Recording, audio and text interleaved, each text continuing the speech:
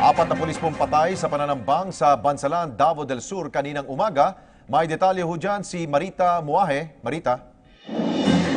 Salamat Alex. Isang ambush nga ang naganap kaninang umaga dito sa Bansalan, Davao del Sur na nagresulta sa pagkamatay ng apat na miyembro ng Philippine National Police habang isa ang nasugatan.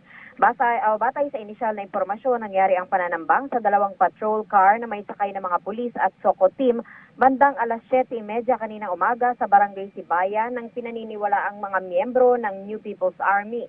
Bago ito, alas 6:30 ng umaga nang makatanggap ng tawag ang Bansalan Municipal Police Station mula sa barangay captain ng Sibayan na si Eddie Dikdikan tungkol sa isang insidente ng pagpatay. Dahil dito agad na nagtungo sa nasabing lugar ang nasabing mga teams upang mag-imbestiga. Bandang alas 7:45 ay nakatanggap na ng tawag ang Municipal Police Station mula sa isang miyembro ng SOCO team na pinapunta sa lugar habang nagpuputukan at tinatambangan ang kanilang grupo. Agad na nagpadala ng reinforcement team sa lugar at sa ngayon ay nangangalap pa ng mga karagdagang impormasyon patungkol sa insidente. Samantala, apat na PNP personnel nga ang agad na namatay na kinilalang sina PO1 Rolly Benelayo, PO1 John Narvaza, PO1 Saro Mangotara na mga miyembro ng Bansalan Municipal Police Station at PO3 Jayden Mayrabor, miyembro naman ng SOCO ng Digos City.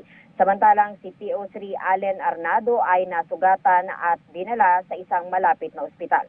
Ayon kay Police Chief Inspector de la Serna, naisipabot ng Davao City Police Regional Office 11 ang kanilang mariing pagkondena sa naturang pangyayari sa kanilang hanay na habang nagsisilbi ang mga kapulisan at SOCO team at ginagawa lamang ang kanilang mga trabaho ay ginawa pa ito sa kanila ng nasabing grupong mga makakaliwa.